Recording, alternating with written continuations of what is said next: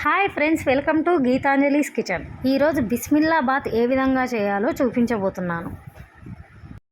ముందుగా ఒక కడాయిని తీసుకొని దాల్చిన చెక్క, కొన్ని మిరియాలు, కొన్ని లవంగాలు, ఒక కప్పు శనగపప్పు వేసి 2 నిమిషాలు వేగనివ్వాలి. తరువాత ఒక కప్పు మినప్పప్పును వేసి 1 నిమిషం వేగనివ్వాలి.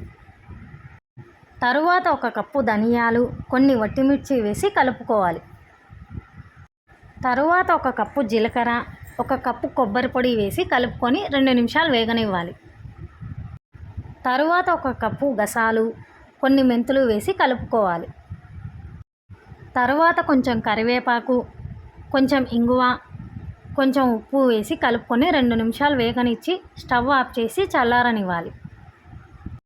చల్లారిన తర్వాత ఒక మిక్సీ జారును తీసుకొని వీటన్నిటినీ అందులో వేసి మెత్తగా గ్రైండ్ చేయాలి. తరువాత ఒక కుక్కర్ను తీసుకొని ఒక గ్లాస్ బియ్యం, ఒక గ్లాస్ కందిపప్పు తీసుకొని శుభ్రంగా 2 సార్లు కడిగి తగినన్ని నీళ్లు పోసుకొని కొంచెం పసుపు, కొంచెం ఉప్పు వేసి మూత పెట్టి 5 లేక 6 విజిల్లను రానివ్వాలి.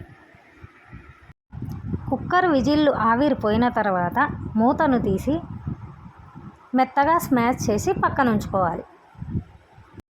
తరువాత ఒక గిన్నెను తీసుకొని ఒక కప్పు క్యారెట్, ఒక కప్పు క్యాప్సికము, ఒక కప్పు టమోటా, ఒక కప్పు ఆనియను, ఒక కప్పు మునక్కాయలు, తగినన్ని నీళ్లు పోసుకొని కొంచెం ఉప్పు, ఒక కప్పు ఉర్లగడ్డ వేసి మూత పెట్టి మెత్తగా ఉడికించుకోవాలి.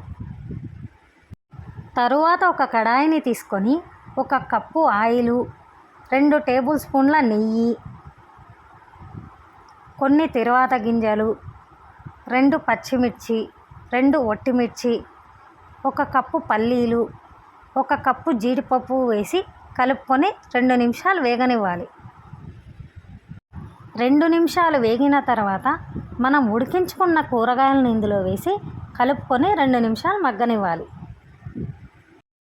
తర్వాత కొంచెం చింతపండు రసం, కొంచెం ఉప్పు వేసి కలుపుకోవాలి.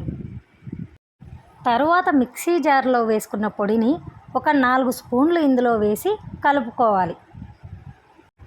తరువాత మనం ఉడికించుకున్న అన్నాన్ని ఇందులో వేసి కలుపుకోవాలి. అంతే ఫ్రెండ్స్, సింపుల్గా బిస్మిల్లాబాత్ రెడీ.